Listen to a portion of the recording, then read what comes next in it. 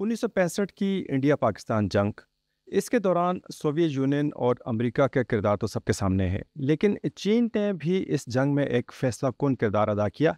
और आपकी जो तहकीक है वो ये बताती है कि चीन ने इंडिया को एक ज़बरदस्त किस्म की धमकी दी, जिससे पूरा इंडिया सहम कर रह गया। तो इसकी कोई आप तफसीलात बताएंगे हमें? जी, ये ज़फ़र सैयद साहब, ये जंग जैसा कि आप जानते हैं कि इसको 60 साल होने को आए हैं। और 60 साल जब हम पीछे देखते हैं कि उस वक़्त एक्चुअली हो क्या रहा था, तो उसमें एक बड़ी अहम किताब है जो उस वक़्त के वज़ीर दफ़ा, भारतीय वज़ीर दफ़ा वाई.बी. चौहान की है, 1965 वार द इनसाइड स्टोरी के नाम से। उसमें वो लिखते हैं कि ये जंग जारी थी और 17 सितंबर को वो उठे अलसुबह, तो उन्हें बताया गया कि चीन ने इंडिया को बहुत शदीद धमकी दी है कि अगर सिकम पे उसने अपनी पोस्टें जो 50 से ज़ायद हैं वो 3 दिन के अंदर खाली ना की, तो इसके बड़े संगीन नताइज बरामद होंगे। कहते हैं उन्होंने रेडियो ऑन किया, तो चीनी रेडियो भी यही धमकी बार बार दोहरा रहा था। फिर शास्त्री ने, जो उस वक्त वज़ीर आज़म थे, उन्होंने एक आला सतही मीटिंग कॉल की। फिर वो पार्लियामेंट के इजलास के अंदर गए, और जब पार्लियामेंट के अंदर गए तो उन्होंने ये कहा कि चीन भी आ रहा है। मतलब ये है कि एक तरफ हम पाकिस्तान के साथ हालत जंग में हैं, दूसरी तरफ चीनी अफवाज भी इंडिया पे हमला करने वाली हैं। तो वो बयान जो था वो पार्लियामेंट के अंदर जाना, उनका लहजा कि चीन भी आ रहा था, इसका मतलब ये था कि इंडियन वज़ीर आज़म और पूरे जो इंडियन उस वक्त जो एस्टेब्लिशमेंट थी, उसको चीनी धमकी जो है वो बहुत ही उसने तज़ब्ज़ुब में मुब्तला कर दिया था। हम्म। तो उन्होंने फिर इसकी ब्रीफिंग ली, इंडियन जो आर्मी चीफ थे उनसे भी ली कि क्या होगा। तो उन्हें बताया गया कि अगर जो है वो असम वाली साइड पे चीनी फ़ौजें अंदर आती हैं, तो वो उस वक्त जो मशरक़ी पाकिस्तान है उसके पीछे जो असम और जो दीगर इंडियन इलाके हैं उनको काट लेंगे, और हमारे लिए दोनों तरफ लड़ना मुमकिन नहीं रहेगा। तो भारतीय वज़ीर आज़म ने फौरी तौर पे बरतानिया, रूस और अमेरिका से जो है वो बात की। वो अक़वाम मुत्तहिदा के अंदर गए, और अक़वाम मुत्तहिदा के अंदर जब मैं इंडिया गया, तो ये जो जंग बंदी पे करारदाद उस पे पाकिस्तान ने उस पे अमल दरामद करने से इनकार कर दिया। तो जो उस वक्त अक़वाम मुत्तहिदा के सेक्रेटरी जनरल थे, उन्होंने इंडिया को कहा कि अगर पाकिस्तान इनकार भी करता है तब भी आप इसे एकतरफ़ा तौर पे कबूल कर लें। तो अभी ये जो है ये बातें हो रही थी कि आयन आखिरी लम्हों में, क्योंकि 3:30 बजे का टाइम था जंग बंदी का, तो आखिरी लम्हों में जो पाकिस्तान के वज़ीर ख़ारिजा थे ज़ुल्फ़िकार अली भुट्टो, वो सलामती कौंसिल में गए और उन्होंने कहा कि ठीक है, सदर अयूब जो है वो आलमी अमन की खातिर इस जंग बंदी पे रज़ामंद हैं। तो ये एक बड़ा अहम किरदार था। अगर उसको उस वक़्त चीन जो है ये धमकी ना देता तो शायद ये जंग जारी रहती। बाद में सीआईए की दस्तावेज़ात में भी ये कहा गया कि जो 16 सितंबर को चीन ने धमकी दी थी, उनका ख़्याल था, अमेरिका का ख़्याल था कि चीन हमला करेगा नहीं, लेकिन इंडिया जो है वो उस धमकी से डर गया था, और वो फ़ौरी तौर पे अक़वाम मुत्तहिदा में वो चला गया कि ये जंग बंद कर दी जाए।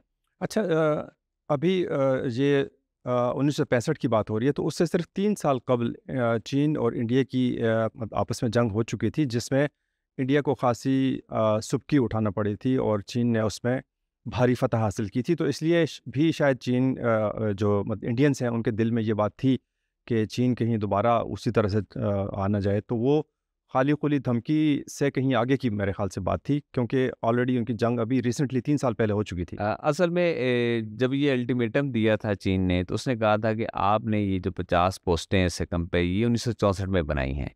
तो अब शास्त्री कहते थे कि हमने तो ऐसा काम नहीं किया। मतलब ये है कि चीन खाली खुली जो है उसने धमकी, वो हमला करना चाहता है और उसके लिए एक माहौल बनाना चाहता है। अदरवाइज़ वो कह रहे थे कि हमारी कोई पोस्टें मौजूद नहीं हैं वहाँ पे, जिनका ज़िक्र चीनी कर रहा है।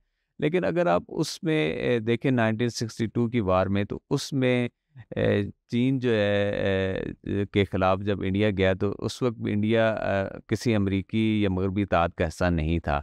लेकिन बरतानिया ने और अमेरिका ने जो है वो यकलख़्त जो है अचानक जो है वो अपने जो दफ़ाई हथियार थे, दफ़ाई इमदाद थी, वो इंडिया को देनी शुरू कर दी।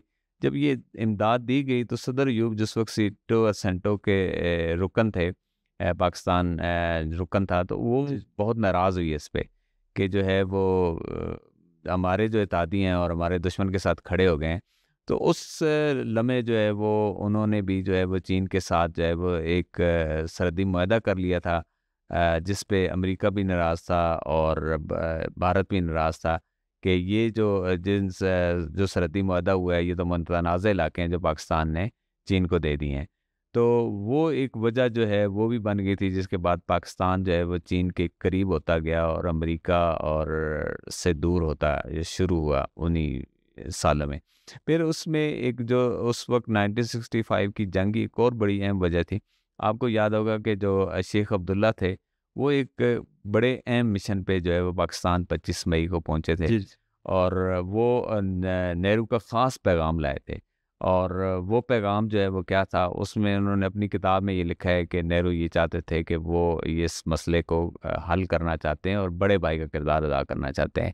اب اس کی تفصیلات کیا تھیں یا کیا نہیں تھیں کیونکہ جب 25 مئی کو شیخ عبداللہ یہاں پہ پہنچے تو ان کا بہت وارم ویلکم کیا گیا اور صدر ایوب خود جانا چاہتے تھے ایئرپورٹ پہ ان کو ریسیو کر رہے ہیں لیکن پروٹوکول کے حوالے سے انہیں کہا گیا کہ نہیں آپ نہ جائیں لیکن ان کو بہت وارم ویلکم کیا گیا. تو لیکن 2 دن بعد جو ہے وہ نہرو پیچھے سے انتقال کر گئے. تو جو نئی امریکی بھارتی جو نئی لیڈرشپ آئی ان کے ساتھ پھر صدر ایوب کے فاصلے بڑھتے گئے کیونکہ آپ کو یہ بھی بڑی حیرانگی کی بات ہے کہ جو منظور قادر ہیں پاکستان کے وزیر خارجہ ایوب دور میں جو پہلے وزیر خارجہ تھے وہ 1959 کے اندر صدر آئزن ہاور کو یہ کہہ رہے تھے کہ ہم انڈیا کے ساتھ اگر کمبائن ڈیفنس پیکٹ کر لیں مشترکہ دفاع کا منصوبہ کر لیں تو اس کے بارے میں آپ کا کیا خیال ہے. تو یعنی یہ معاملات جو ہے اگر 65 وار سے پہلے مشترکہ دفاع کی باتیں ہو رہی ہیں پھر جو ہے وہ نہرو مرنے سے پہلے جو ہے اپنا خصوصی ایلچی یہاں پہ بھیج رہے ہیں شیخ عبداللہ کو اور پھر اچانک جو ہے وہ جنگ کی جو ہے وہ ایک نوبت آ جاتی ہے پھر جنگ ہوتی ہے اور اس جنگ کے اندر جو ہے وہ فیصلہ تو اس کا نہیں ہوا کیونکہ اقوام متحدہ نے جنگ بندی کرا دی تو دونوں ملکوں کے درمیان پاکستان کا پلڑا اگرچہ بھاری تھا اور چینی دھمکی کی وجہ سے جو ہے وہ 1962 کی بار جب انڈیا جو ہے وہ سخت عزیمت اٹھا چکا تھا چین سے اور پھر 65 میں سے پاکستان سے بھی عزیمت جو ہے وہ اٹھانی پڑی. بہت بہت شکریہ جی کہ آپ نے وقت دیا ہمیں.